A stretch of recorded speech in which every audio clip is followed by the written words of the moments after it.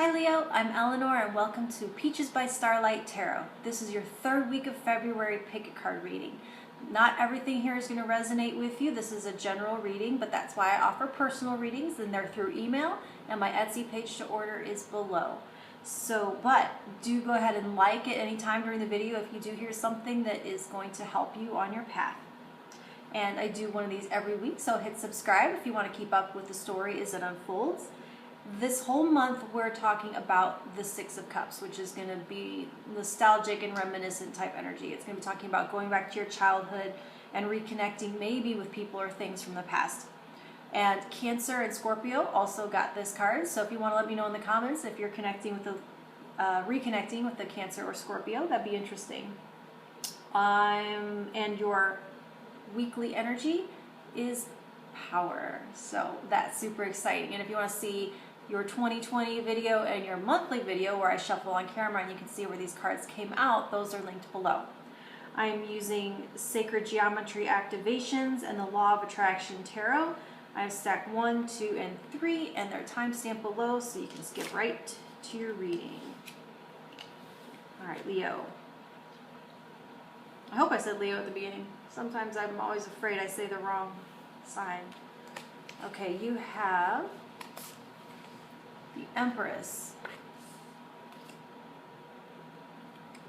the Sun, and Merkaba. Give myself some space here. So the Empress in this deck in particular is going to be talking about writing down your intentions and writing down what it is that you desire. And the Merkaba,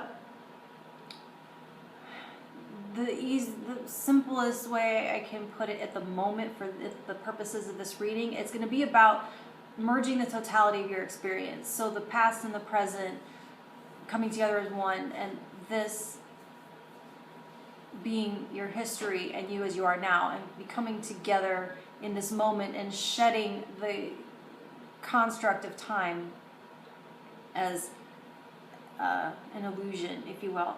So where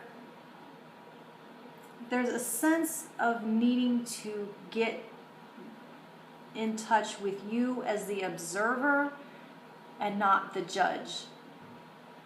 And I'm going to try to clarify.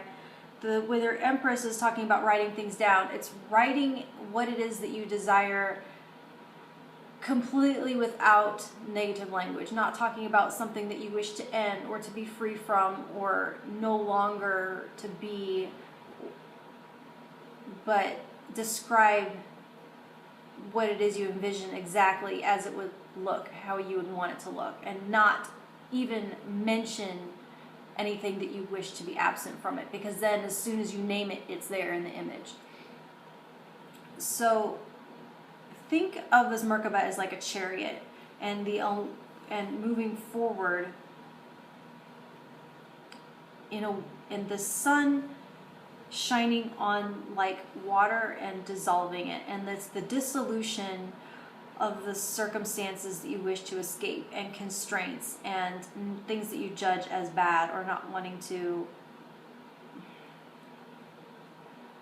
It's the way judging things as positive or negative, stopping doing that and getting to the most essential nature of things and the most essential nature of yourself. This, I feel like, speaks to your most essential nature before it has been judged and before it has been named or cut off, or it's your origin, what you are, what you were born as and with, before nurture and all those things, or the opposite of, formed you into a certain way. So that's when I'm talking about the observer, I'm talking about your basic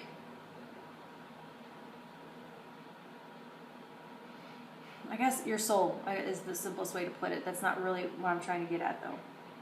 It's the you behind all of this that is your identity, but the essential consciousness.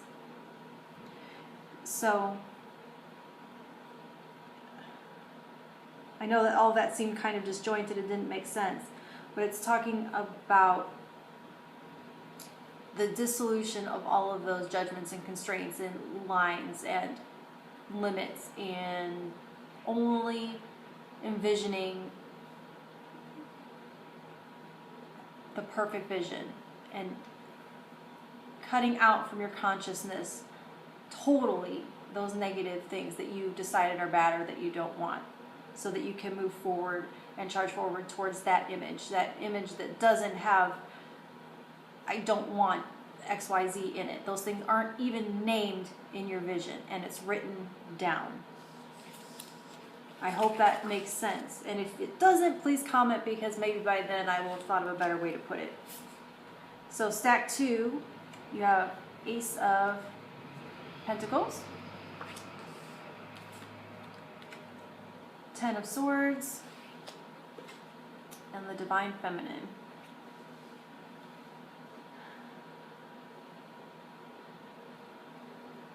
So I don't know if this is connected to the message or not, but the first thing I want to say is that you are the be-all and end-all. With this Ace and this 10, I'm hearing you are the be-all and end-all.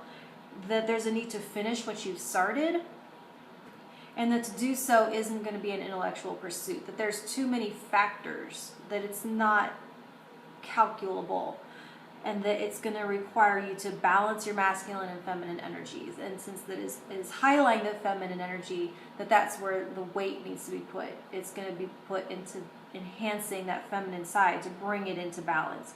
And so it's going to be talking about accessing your intuition and your self-trust to see it through to the end. That your power lies in your creative authority and finding creative solutions and heart-centered solutions, going more with your gut, because it is showing here with this 10 of Swords that there's nowhere to get by trying to logicify your way through it, or to calculate. That there's not a logical path to it, or that the factors or the things that you would have to calculate in are just too numerous and it's not possible, and that you're going to have to feel your way towards it, towards that ending. All right, stack 3, you have the Wheel, Queen of Pentacles, and the Sacral Chakra.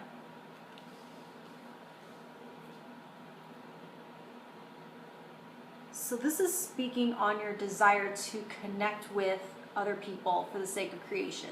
This is very much this, where these two kids go hand in hand for the sake of an adventure. Or, yeah, it's definitely talking about the desire to connect and to be around others, and the creative force that comes from that.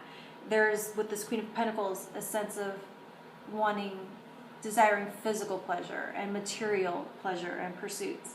And so, where I feel like this is a call here to heal the sacral chakra, because healing that brings you into balance in this energy.